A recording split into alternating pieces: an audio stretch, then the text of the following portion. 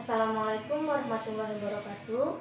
Saya Naila Taraniza, NIM 2017143447. Di sini kelompok 3 mengambil RPP kelas 4 semester 1. Tema 2 selalu berhemat energi. Subtema 1 sumber energi pembelajaran ketiga. Saya akan menjelaskan kompetensi inti dan kompetensi dasar beserta indikatornya. Di sini dalam RPP kami ada 4 kompetensi intinya. Yang pertama yaitu KI 1, menerima, menjalankan, dan menghargai ajaran agama yang dianutnya. Lalu ada KI 2, memiliki perilaku jujur, disiplin, tanggung jawab, santun, peduli, dan percaya diri dalam berinteraksi dengan keluarga, teman, guru, dan tetangganya. Lalu ada KI 3, memahami pengetahuan faktual dengan cara mengamati, mendengar, melihat, membaca, dan menanya berdasarkan rasa ingin tahu tentang dirinya, makhluk ciptaan Tuhan dan kegiatannya, dan benda-benda yang dijumpainya di rumah, sekolah, dan tempat bermain. Lalu ada KI 4, menyajikan pengetahuan faktual dalam bahasa yang jelas, sistematis, dan logis, dalam karya yang estetis, dalam gerakan yang mencerminkan anak sehat, dan dalam tindakan yang mencerminkan perilaku anak beriman dan berakhlak mulia. Lalu ada kompetensi dasar dan indikatornya. Di dalam RPP kami ada 3 mata pelajaran. Yang pertama itu ada mata pelajaran IPA. Kompetensi dasarnya yaitu 3.5, memahami berbagai sumber energi, perubahan bentuk energi, dan sumber energi alternatif, angin, air, matahari, panas bumi, bahan bakar organik, dan nuklir dalam kehidupan sehari-hari. Indikatornya 3.5.2 mengidentifikasi perubahan bentuk energi angin dalam kehidupan sehari-hari. Lalu ada kompetensi dasar 4.5, menyajikan laporan hasil pengamatan dan penelusuran informasi tentang berbagai perubahan bentuk energi. Indikatornya yaitu 4.5.2, menyajikan laporan hasil pengamatan tentang perubahan bentuk energi. Lalu ada mata pelajaran bahasa Indonesia, yaitu indikatornya 3.2, memetakan keterhubungan antar gagasan yang didapat dari teks lisan, tulis, dan visual. Indikatornya 3.2.1, mengidentifikasi informasi dari teks visual yang diamati. Lalu ada kompetensi dasar 4.2, menyajikan hasil penataan informasi sesuai dengan keterhubungan antar gagasan ke dalam tulisan. Indikatornya 4.2.1, menyajikan hasil penataan informasi dari hasil pengamatan teks visual. Lalu ada mata pelajaran PJOK dengan kompetensi dasar yaitu 3.1, memahami prosedur variasi pola gerak dasar lokomotor, non-lokomotor, dan manipulatif sesuai dengan konsep tubuh, ruang, usaha, dan keterhubungan dalam permainan bola besar sederhana dan atau tradisional. Dengan indikatornya 3.1.1, menjelaskan prosedur variasi pola gerak dasar lokomotor dan manipulatif dalam permainan ayo tangkap bola. Lalu ada kompetensi dasar 4.1, mempraktikkan prosedur variasi gerak dasar lokomotor, non-lokomotor, dan manipulatif sesuai dengan konsep tubuh, ruang, usaha, dan keterhubungan dalam permainan bola besar sederhana dan atau tradisional. Dengan indikatornya yaitu 4.1.1, mempraktikkan prosedur variasi pola gerak dasar lokomotor dan manipulatif dalam permainan ayo tangkap bola. Assalamualaikum warahmatullahi wabarakatuh. Nama saya Gitra Feni Melika, NIM 2017 143074. Di sini saya akan menjelaskan tujuan dan materinya. Tujuannya itu yang pertama, dengan permainan ayo tangkap bola, siswa mampu menjelaskan aturan permainan tersebut dan manfaatnya guna meningkatkan keterampilan gerak dasar, lokomotor, dan manipulatif dengan tepat. Kedua, dengan permainan ayo tangkap bola, siswa mampu mempraktekkan prosedur variasi pola gerak lokomotor dan manipulatif dengan tepat. Ketiga, dengan percobaan, siswa mampu mengidentifikasi perubahan bentuk energi angin dalam kehidupan sehari-hari dengan tepat. Keempat, dengan percobaan, siswa mampu menyajikan laporan hasil pengamatan tentang perubahan bentuk energi angin menggunakan kosakata baku dan kalimat efektif dengan sistematis. Kelima, dengan membaca teks visual, siswa mampu mengidentifikasi informasi yang ada dengan cermat. Keenam, dengan mengamati teks visual, siswa mampu menyajikan penataan laporan informasi dengan benar. Kemudian materi. Yang pertama itu ada gerak lokomotor dan gerak non-lokomotor. Gerak lokomotor ini yaitu gerakan yang dilakukan oleh manusia dan ditandai dengan adanya perpindahan tempat dari tempat asal ke tempat yang lainnya. Gerak lokomotor ini gerak yang dilakukan untuk transportasi atau berpindah tempat. Contoh dari gerak lokomotor adalah berjalan, berlari, melompat, dan berguling. Kemudian gerak non-lokomotor adalah gerakan yang dilakukan oleh manusia yang ditandai tanpa adanya perpindahan tempat ke tempat yang lainnya. Contoh gerak non-lokomotor ialah membungkuk, menoleh, meliukkan badan, memutar sendi tangan, dan mengayunkan tangan dan kaki. Dan kemudian gerak manipulatif. Gerak manipulatif adalah gerakan yang dilakukan dengan menggunakan alat bantu. Contoh, menangkap, melempar, dan memukul. Dan materi kedua, permainan tangkap bola. Ketiga, perubahan bentuk energi, dan yang keempat, perubahan bentuk energi angin dan kehidupan sehari-hari. Assalamualaikum warahmatullahi wabarakatuh. Saya Maili Ferza Putri. Di sini saya akan menjelaskan bagian RPP pada bagian E, yaitu pendekatan dan metode. Yang pertama yang akan saya jelaskan yaitu adalah tentang pendekatan. Pendekatan yang kami gunakan ini adalah pendekatan saintifik. Jadi pendekatan saintifik itu adalah suatu teknik pembelajaran yang menempatkan siswa menjadi subjek aktif melalui tahapan-tahapan ilmiah sehingga mampu mengkonstruk pengetahuan baru atau memadukan dengan pengetahuan sebelumnya. Menurut Permendikbud nomor 81A tahun 2013 lempiran 4, proses pembelajaran dari pendekatan saintifik ini terdiri atas 5 pengalaman belajar pokok, yaitu yang pertama adalah mengamati, yang kedua yaitu adalah menanya, yang ketiga yaitu adalah mengumpulkan informasi atau eksperimen, yang keempat yaitu adalah mengasosiasikan atau mengolah informasi, dan yang terakhir yaitu adalah mengkomunikasikan. Yang kedua yaitu adalah strategi. Strategi yang kami gunakan yaitu adalah strategi kooperatif. Strategi ini adalah strategi yang digunakan dalam model pembelajaran konstruktivisme. Nah, dari dalam strategi kooperatif learning itu sendiri yaitu mencakup suatu kelompok kecil siswa yang bekerja sebagai sebuah tim untuk menyelesaikan sebuah masalah, menyelesaikan tugas, atau mengerjakan untuk mencapai tujuan bersama lainnya. Teknik yang kami gunakan yaitu adalah teknik example dan non-example. Metode yang kami gunakan yaitu adalah metode penugasan, tanya jawab, diskusi, dan ceramah. Di sini kelompok kami menggunakan model discovery learning. Arti dari discovery sendiri yaitu adalah penemuan. Discovery learning adalah model pembelajaran yang menuntut siswa secara aktif melakukan pencarian pengalaman belajar menggunakan analisis dan pemecahan masalah yang dihadapinya dengan menemukan dan menyelidiki sendiri. Menurut Shah, dalam Hosnan tahun 2014, halaman 249, ada beberapa prosedur yang harus dilaksanakan dalam melakukan discovery learning.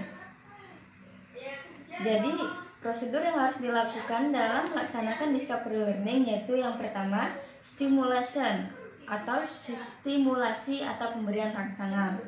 Pada tahap ini, siswa dihadapkan pada sesuatu yang menimbulkan kebingungannya, kemudian dilanjutkan untuk tidak memberikan generalisasi agar timbul keinginan untuk menyelidiki sendiri. Yang kedua yaitu adalah problem statement, pernyataan atau identifikasi masalah. Pada tahap ini, guru memberi kesempatan pada siswa untuk mengidentifikasi sebanyak mungkin masalah yang relevan dengan bahan pelajaran.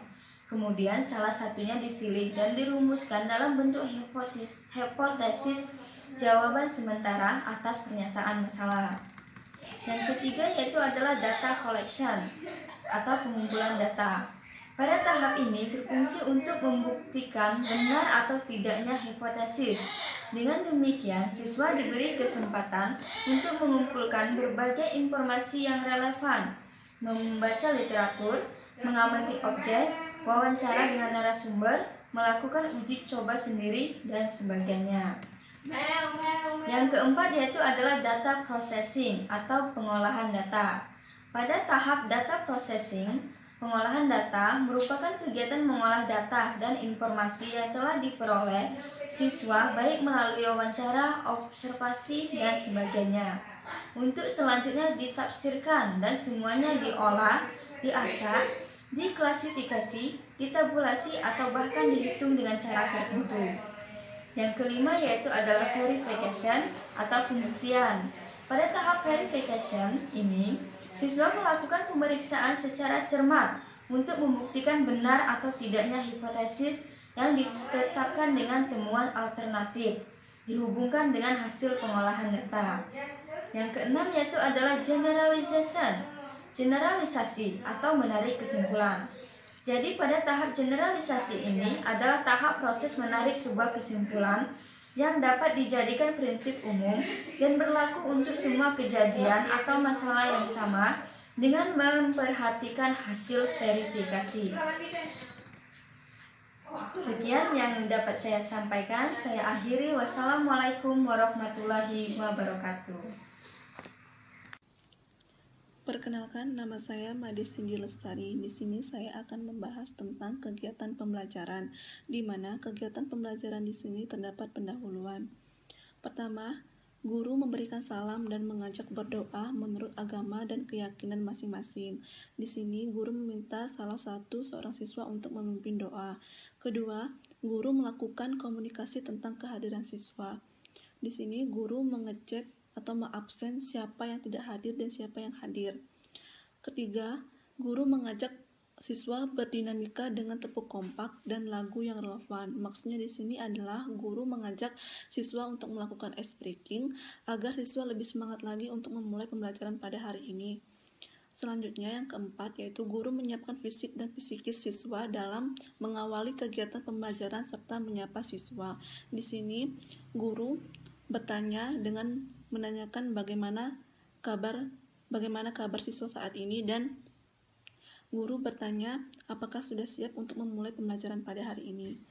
Selanjutnya yang kelima yaitu guru dan siswa menyanyikan lagu Indonesia Raya dengan guru memberikan penguatan tentang pentingnya menanamkan semangat kebangsaan. Yang keenam, guru meminta siswa untuk memeriksa kerapian diri dan kebersihan kelas dan melakukan operasi semut jika kelas masih kurang rapi. Ketujuh, siswa memperhatikan penjelasan guru tentang tujuan, manfaat, dan aktivitas pembelajaran yang akan dilakukan. Selanjutnya yang kedelapan, siswa menyimak penjelasan guru tentang pentingnya sikap syukur, kerjasama, dan peduli yang akan dikembangkan dalam pembelajaran. Kesembilan, pembiasaan membaca nyaring selama 15 menit. Di sini guru membacakan buku cerita, yaitu cerita rakyat atau buku lain yang sesuai dengan materi. Poinnya di sini yaitu sebelum membacakan buku, guru menjelaskan tujuan kegiatan literasi dan mengajak siswa untuk mendiskusikan pertanyaan-pertanyaan berikut ini. Pertama, apa yang tergambar pada sampul buku? Kedua, apa judul buku? Ketiga, kira-kira buku ini menceritakan apa? Selanjutnya yang terakhir di sini yaitu guru memperkenalkan judul tema, yaitu tema 4 selalu berhemat energi, dan subtema 1 yaitu sumber energi. Assalamualaikum warahmatullahi wabarakatuh. Perkenalkan, nama saya Yuniarti. Di sini saya akan menyampaikan RPP pada bagian E kegiatan pembelajaran. Pada kegiatan pembelajaran ini saya akan menyampaikan bagian kegiatan inti. Di dalam kegiatan inti ini ada beberapa bagian. Yang pertama, A. Berlatih. Sebagai kegiatan pembuka, guru memperlihatkan bola kecil yang telah dipersiapkan sebelumnya. Guru mengajukan pertanyaan bagaimana teknik melempar bola lurus ke atas atau melambung dan menangkapnya kembali secara benar. Yang kedua, siswa yang mengangkat tangannya diminta untuk mempraktikkan cara melambungkan dan menangkap bola dengan teknik yang benar. Yang ketiga, guru memberikan informasi tentang permainan ayo tangkap bola dan gerak dasar manipulatif melambungkan dan menangkap bola menggunakan bola kecil. Pada bagian ketiga ini, guru diharapkan dapat menyiapkan bola kecil seukuran bola tenis. Bila sulit untuk menemukan bola plastik atau bola tenis, bola dapat dibuat dari kertas dan kantong plastik bekas. Kertas diremas dibentuk bulat menyerupai bola, kemudian dibuat berlapis-lapis hingga ukuran yang diinginkan. Balut menggunakan kantong plastik pada lapisan terluar, kemudian ikat menggunakan karet gelang di sekujur permukaan bola hingga kuat. Siswa dapat memberikan tanggung jawab untuk ikut menyiapkan bola dari kertas bekas ini. Yang keempat, siswa berdoa sebelum melakukan kegiatan olahraga. Yang kelima, siswa melakukan pemanasan dengan tahapan. Yang pertama, peregangan, mempraktikkan variasi gerak dasar non-lokomotor. Gerak dasar non-lokomotor yang dapat dilakukan berupa gerakan memutar pinggang, menekuk badan, tangan dan kaki, memiringkan badan, membentang tangan dan kaki, memutar badan menghadap ke kiri, ke kanan, dan ke belakang. Selanjutnya, pemanasan, mempraktikkan variasi gerak dasar lokomotor. Gerakan dasar lokomotor yang dapat dilakukan yaitu jalan dengan lintasan lurus dan zigzag, lari dengan lintasan lurus dan zigzag. Yang keenam, guru menugaskan satu atau beberapa siswa untuk memimpin pemanasan di depan teman-teman yang lain. Yang ketujuh, siswa dibagi dalam kelompok sesuai kebutuhan. Guru memberi penguatan tentang variasi permainan ayo tangkap bola yang akan dimainkan. 9. Siswa melakukan permainan dengan mempraktikkan nilai disiplin dan tanggung jawab. Ke-10. Guru mengawasi jalannya permainan dan dapat memberikan penilaian menggunakan rubrik. 11. Olahraga diakhiri dengan kegiatan refleksi. Siswa berdiskusi menjawab pertanyaan yang terdapat di buku dan menuliskannya dalam kolom yang tersedia. 12. Siswa dapat mendiskusikan jawaban bersama teman-teman dalam kelompok yang sama. Selanjutnya, B. Percobaan. Pertama, sebagai kegiatan pembuka, guru memasuki ruang kelas membawa sebuah kincir kertas atau plastik. Yang kedua, guru mengajukan pertanyaan tantangan. Bagaimana cara membuat kincir ini berputar kencang? Lakukan dengan beberapa cara yang berbeda. Yang ketiga, siswa yang mengacungkan tangan diminta untuk mempraktikkan cara yang diajukan menggunakan kincir tersebut. Yang keempat, kemudian siswa membaca teks singkat tentang kegiatan yang akan mereka lakukan. 5. Siswa membuat kincir berdasarkan instruksi di buku. Ke-6. Siswa mengamati teks visual dan instruksi yang ada di buku siswa. Guru memotivasi siswa untuk membaca cermat teks yang ada. Ke-7. Guru meminta siswa untuk saling menceritakan isi teks kepada temannya. 8. Guru berkeliling dan membuat catatan bagi siswa yang masih kesulitan memahami gagasan dari teks yang dibacanya. 9. Siswa membaca dengan teliti panduan keselamatan kerja sebelum mulai membuat kincir. 10. Siswa membuat kincir berdasarkan instruksi yang terdapat di buku dengan batasan waktu yang ditentukan guru. Pada bagian ke-10 ini, sebelum membuat kincir, guru dapat mendiskusikan bersama siswa tentang tujuan dibuatnya panduan keselamatan kerja. Hal ini cukup penting untuk dilakukan sehingga siswa memahami bahwa peraturan tersebut dibuat dengan tujuan untuk menjaga keamanan mereka dan kecelakaan yang mungkin saja terjadi. Guru berkeliling memastikan siswa mengerjakan tugas dengan tertib dan mematuhi panduan keselamatan kerja. 11. Setelah kincir selesai, ingatkan siswa untuk bersama-sama merapikan alat-alat serta sisa-sisa bahan. 12. Siswa melakukan percobaan menggunakan air mengalir untuk kincir plastik dan menggunakan tiupan angin untuk kincir kertas. 13. Siswa mendiskusikan perbedaan kecepatan putaran baling-baling pada kedua jenis kincir tersebut. Siswa juga diharapkan menemukan perbedaan-perbedaan lainnya. 14. Siswa menuliskan perbedaan tersebut dalam tabel pengamatan yang tersedia. 15. Siswa dapat memasang kincir-kincir mereka di sekitar sekolah pada tempat dan ketinggian yang berbeda. Siswa kemudian dapat mengobservasi dan mengidentifikasi faktor-faktor yang mengakibatkan kincir mereka dapat berputar kencang atau sebaliknya. Selanjutnya C. Menulis. Yang pertama, siswa menuliskan laporan hasil percobaan pada tabel yang tersedia. Pada bagian pertama ini, siswa diingatkan untuk menganalisis hasil percobaan dengan teliti, dengan memperhitungkan faktor-faktor pendukung yang menyebabkan kincir berada pada kondisi tertentu. Keterampilan menganalisis sangat diperlukan guna menghasilkan kesimpulan yang akurat dan tepat.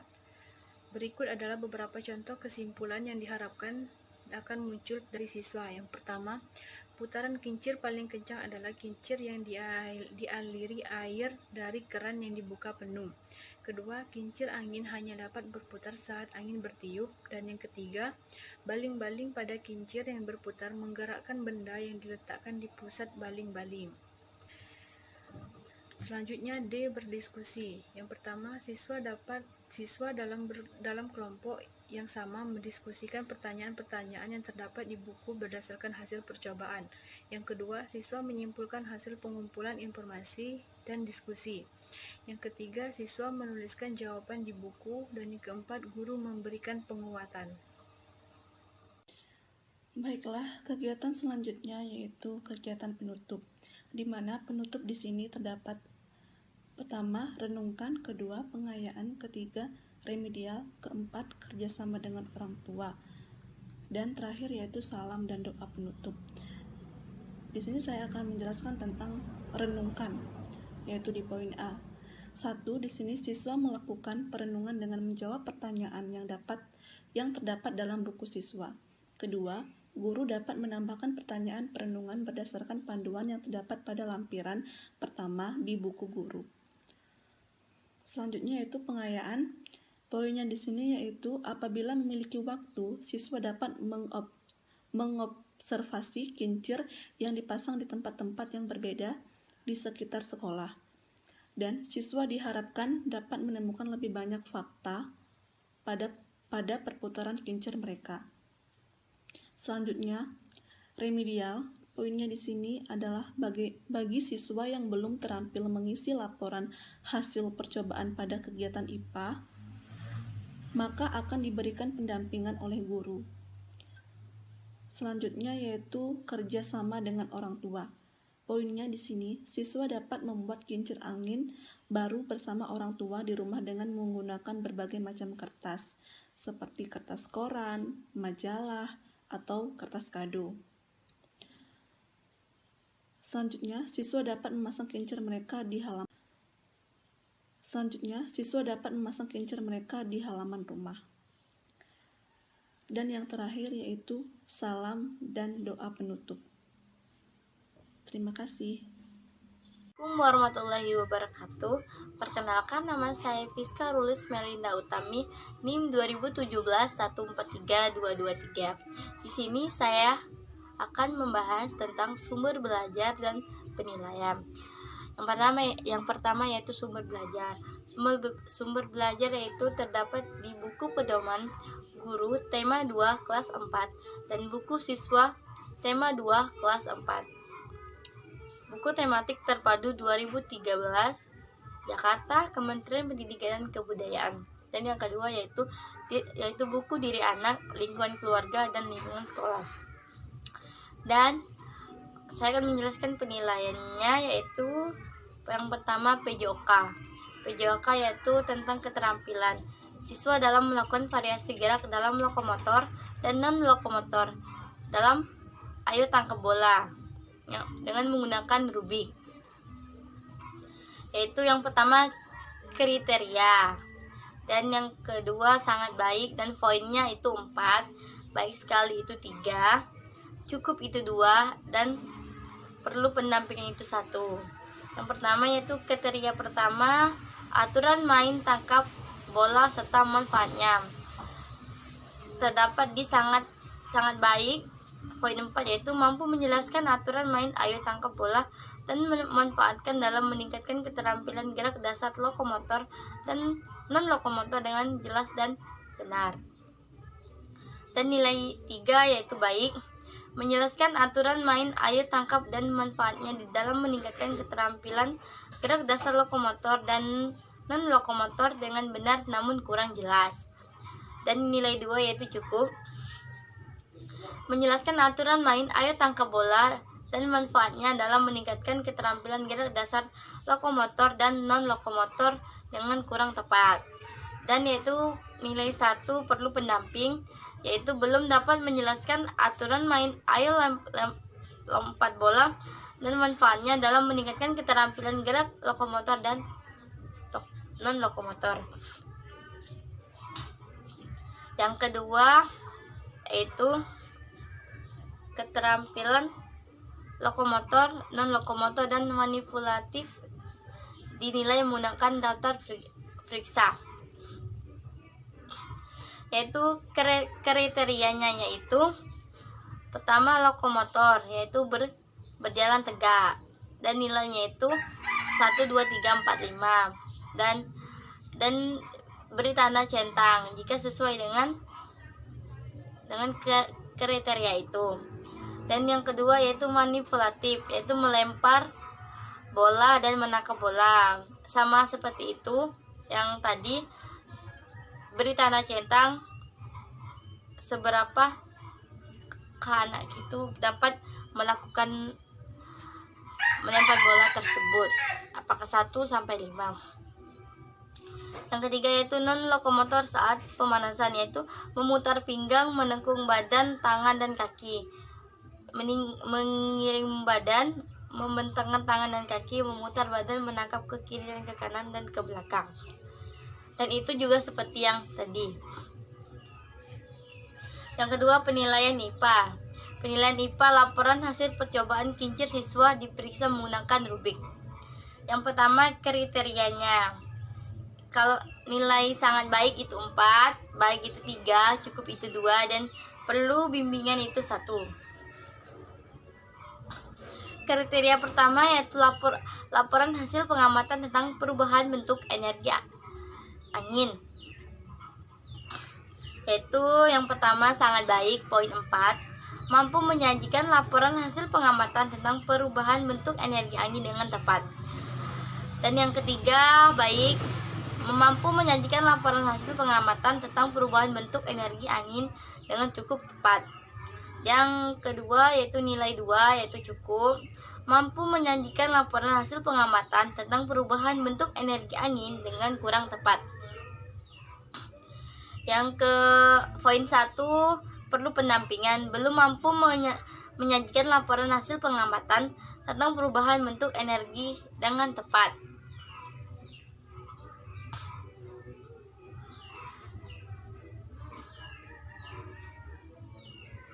Dan yang ketiga yaitu bahasa Indonesia, yaitu kemampuan siswa dalam hal mengamati dan memahami isi teks tersebut akan dicatat dalam bentuk anekdot. Yang pertama yaitu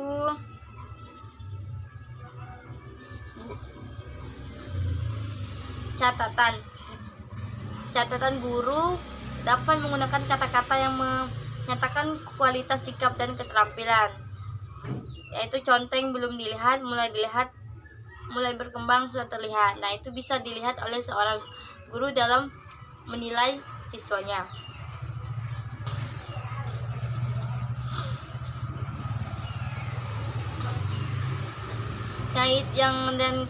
Yang selanjutnya itu catatan anekdot untuk mencatat sikap, disiplin, dan tanggung jawab. Yaitu catatan sama seperti tadi, guru juga melihat menggunakan kata-kata untuk menyatakan kualitas sikap dan keterampilan. Seperti yang belum dilihat, mulai terlihat, mulai berkembang, sudah terlihat, atau membudayakan. Setiap hari siswa dapat menilai minimal 6 siswa atau disesuaikan dengan siswa di kelas.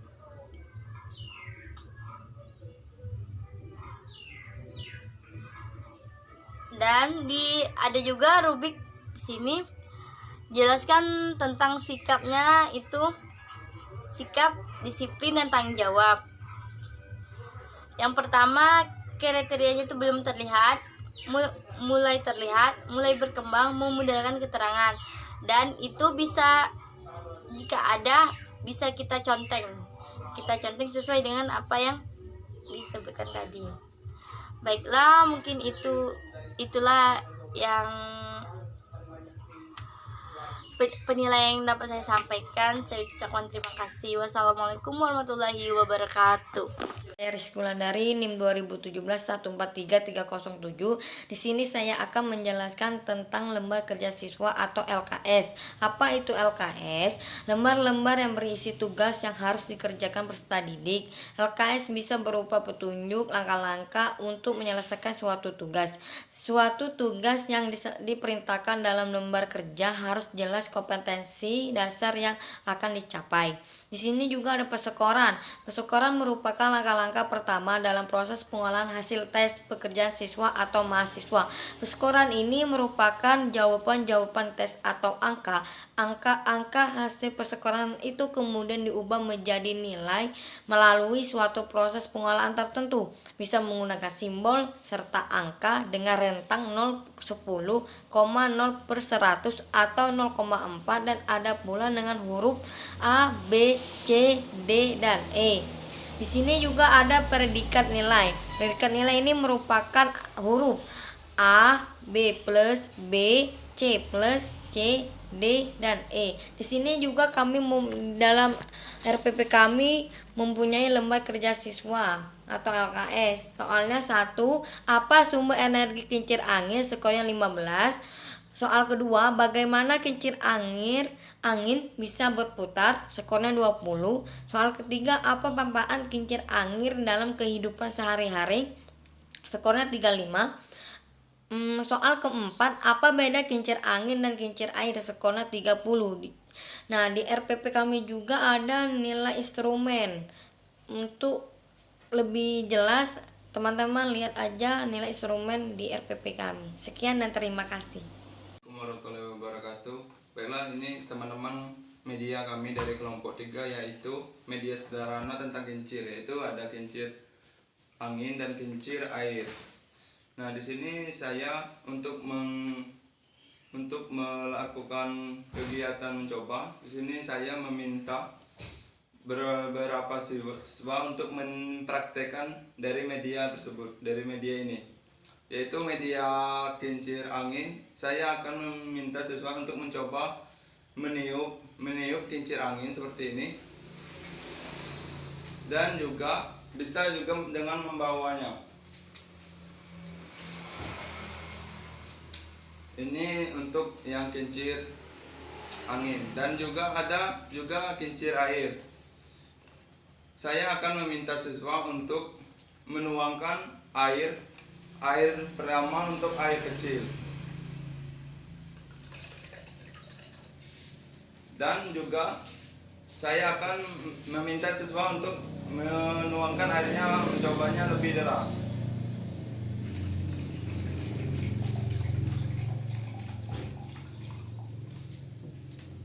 Di sini siswa bisa mengamati dan melihat perbedaan dari kedua kincir angin dan kincir air di sini, dan juga bisa menentukan faktor apa saja yang menyebabkan kincir angin dan kincir air ini yang membuat baling-balingnya berputar lebih cepat dan lebih lambat. Itu saja dari saya.